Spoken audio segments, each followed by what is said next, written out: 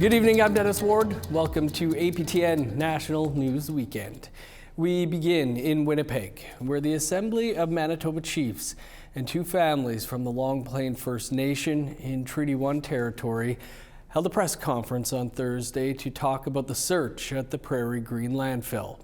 Late Wednesday afternoon, the province announced the possibility of human remains being found, and an active investigation is now taking place. With more, here's T.R. Wheatley and a warning some may be sensitive to some of the details.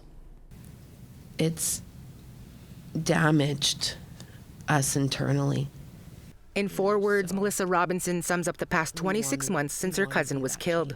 In December 2022, the families of Morgan Harris and Mercedes Myron were told their loved ones were brutally murdered and their remains ended up in the Prairie Green landfill.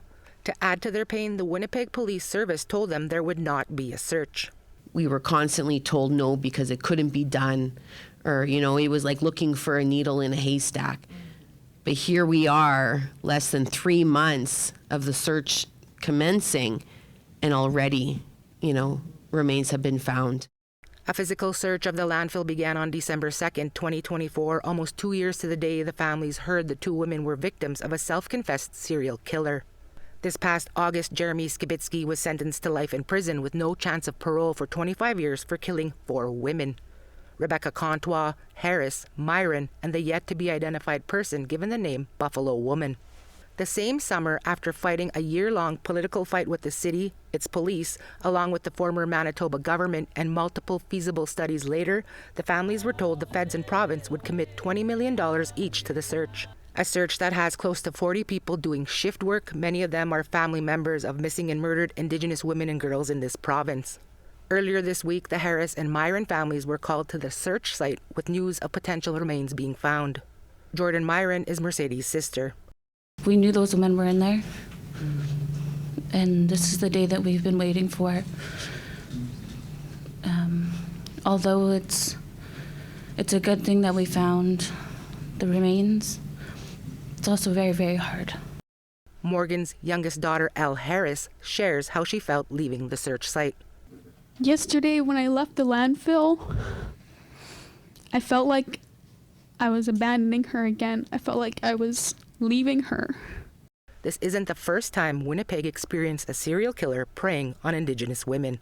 In 2012, Sean Lamb pleaded guilty to killing 2 women, and charges were stayed on a third, Tanya Nepanak, because her body was never recovered.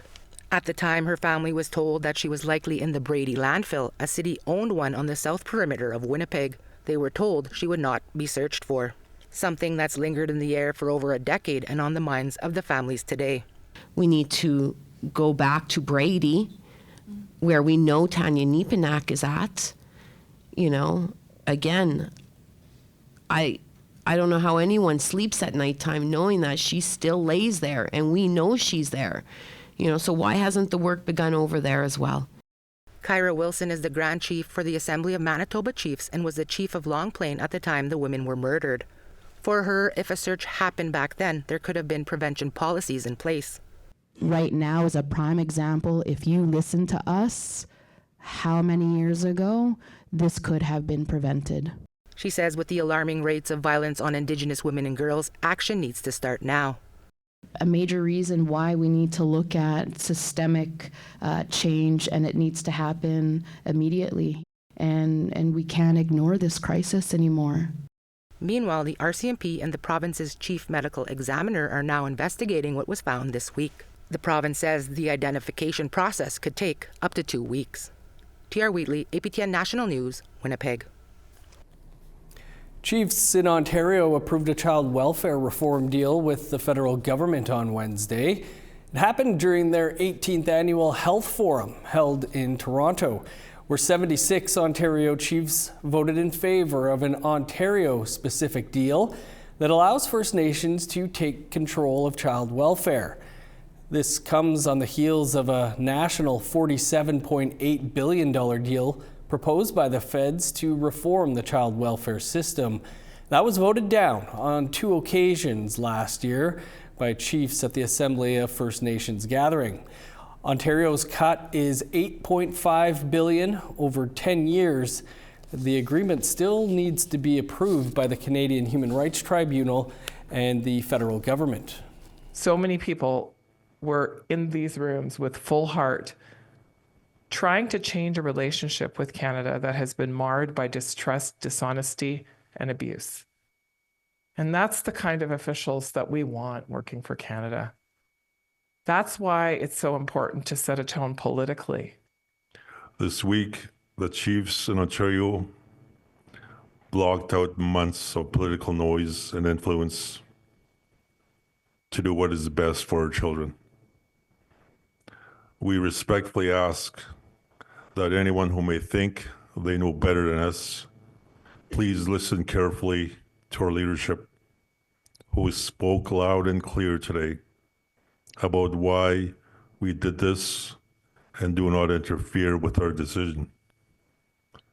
We have been fighting for our children for nearly 20 years, and today is a concrete step that stops others from continuing to make decisions for our children and families.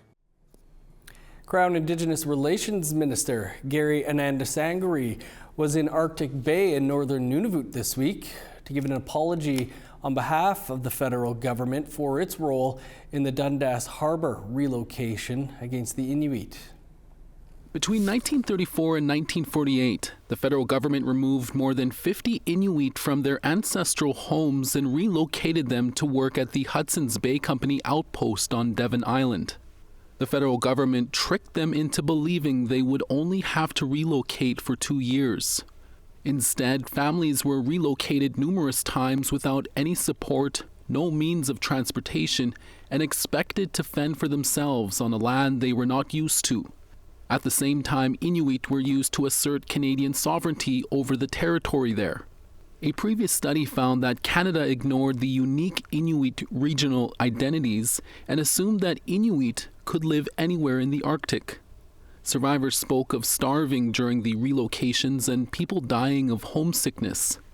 Those who lived grew up in communities disconnected from those around them. At least one survivor will be there to hear the apology today. However, most of them have already passed away. The Assembly of First Nations of Quebec and Labrador has a new regional chief.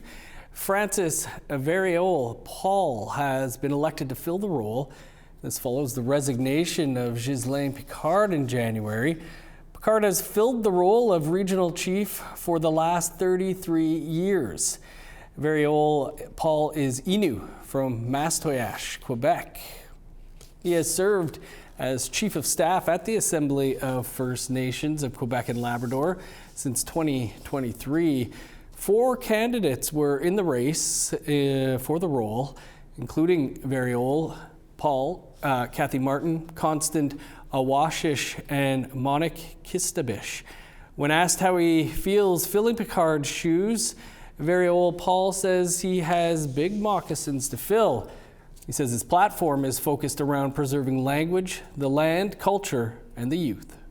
I really want to be that bridge between that new younger generation and all of the other generation. I think it's very important, and I want to make sure to connect with them. I think we work for them. We work for the future generation. I think it's really important. It's going to be a central aspect of my work. First Nation in the Yukon, grappling with a mining disaster, met with Auditor General Karen Hogan on Monday in hopes her office will launch an audit into the incident. The First Nation of Nacho-Nayakdun is urging Hogan and her office to audit the Yukon's management of mineral activity, as well as the Eagle Gold mine failure. The mine is located on the First Nation's traditional territory.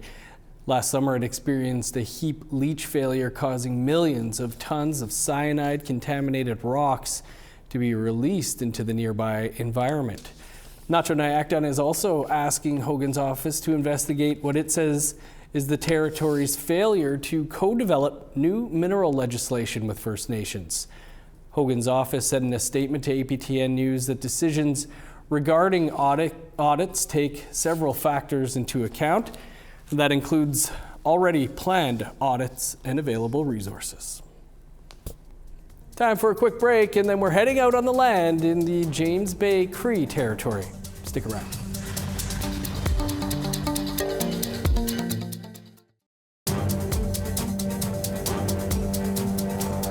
Welcome back to APTN National News Weekend.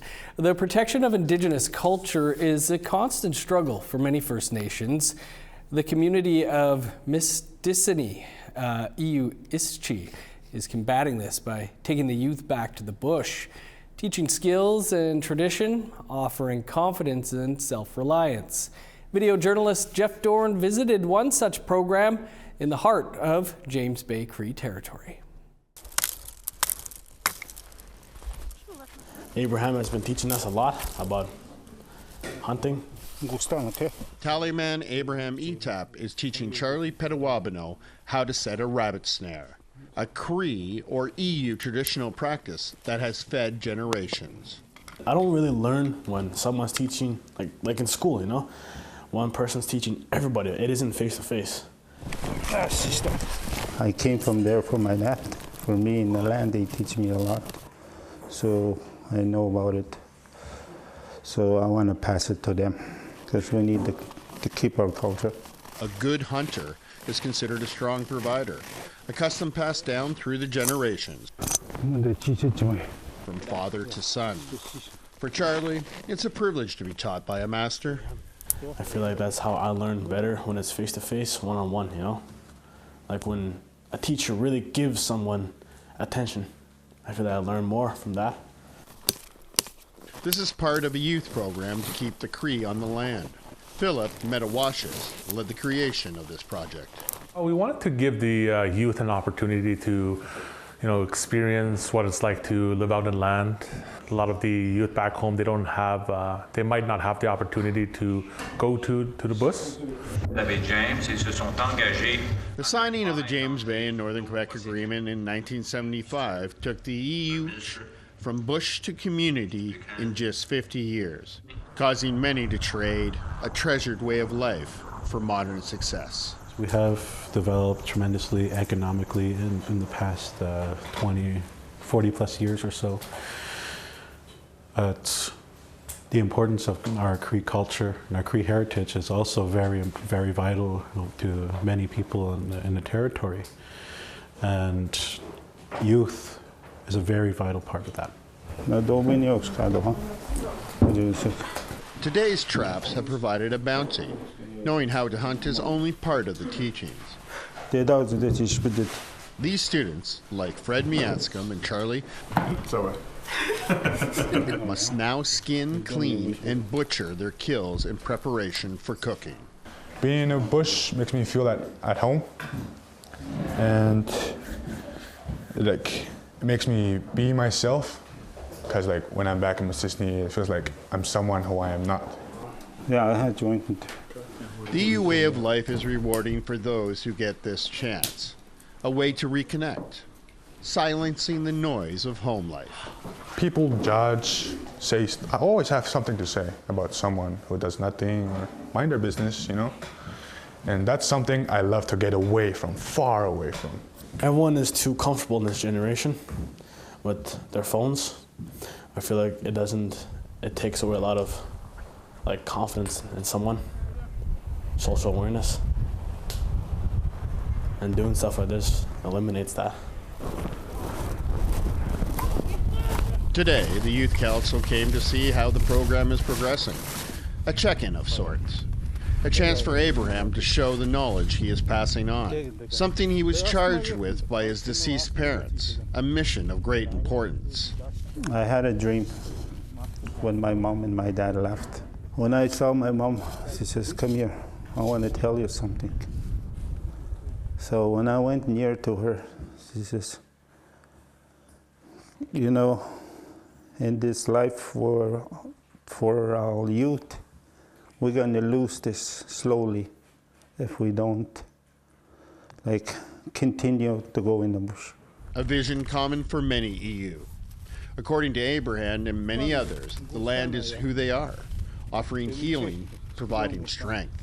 It helps us emotionally, mentally, physically, and spiritually. when you come to the bush, it's like it drains all the bad energy from your body to like everything. Because like even trees, when you walk past a tree, it wipes off the negative energy off of you. The importance of these programs is for youth to reconnect with their roots, especially with our Cree values, and to learn essential survival skills. Every time we meet with the directors or the leadership of the community, they always want to include some sort of like a cultural aspect in our programming. Some nations that, don't do this stuff anymore lost their Cree. And for people like me, people like everybody here that do this, like give their friends motivation to do this, and it expands from there. Once these students are done working in Abraham's camp, they must return home. A 3-day trek in minus 30-degree temperature, a journey they want to do. It's something everybody needs to do.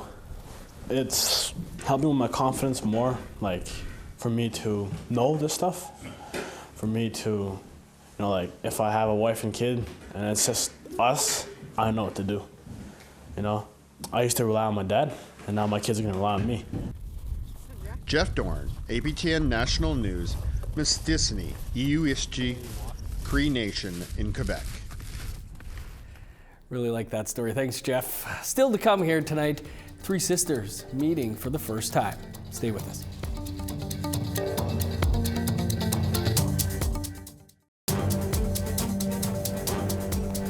Welcome back. Three Inuvialuit half-sisters are meeting in person for the very first time after having grown up separately across Canada. Our Yellowknife journalist Bruce De La Cruz has the story. Yellowknife resident Sandra Noel is getting ready to see her two half-sisters after growing up on opposite ends of the country. Sandra has met her eldest sister Cheris and youngest sister Emma, but never in person at the same time, because Cheris lives in Montreal and Emma in Vancouver. Soon, all three will be together for the first time. I've visited with them each a few different times, but they haven't met each other yet in person, and so the three of us haven't all ever been together at the same time in person. So this is a really exciting, special trip that I'm looking forward to very much. Their mother, Laverna Avigana, was a residential school survivor, which Cheris thinks was a key reason for them growing up apart in foster care. Of course. Yeah. Definitely. Because she was definitely too young to have me, for sure. So she already got so much before having us. So maybe it was just too much. The sisters connected through their late maternal grandfather in the late 2000s. He kept tabs on all of them, which was key in making their upcoming reunion happen. Played a very instrumental role in the three of us getting in contact with each other first in 2007. It's very special, and I think important for us to get together. I think that's what he would have wanted, and even our mom, I think she would want us to finally meet each other too. My dad had a picture of me on his wall, and he told me, "You're with me on this wall since 20 years. And I was like, "Really?" He said, "Yes. I think of you every time, and I'm just happy." Cheris, who grew up in Quebec, also shares her feelings on how she felt meeting her mother's side of the family in Inuvik, Northwest Territories, for the first time. Before I came in Inuvik in 2007, I was ashamed about the Aboriginal Métis person. And after that, it's changed everything. And I become proud from my roots. I become proud of who I was. And it's changed everything. Sandra reflects on what she might say to her mother if she were still alive to witness her daughter's reunion. I would want to say, "Mom, look, we did it. We're here. And we have her to thank, Without her, we wouldn't have been born. So I have gratitude towards her, for her, for giving birth to me, and for my sisters. The sisters will be together for nearly a week in March in Vancouver, and Cheris hopes that this meeting is the first of many. I wish to be able to see each other every day.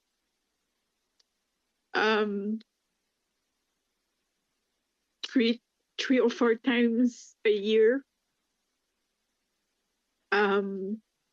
But I will take that what I have now, and I will cherish this moment for a long, long time.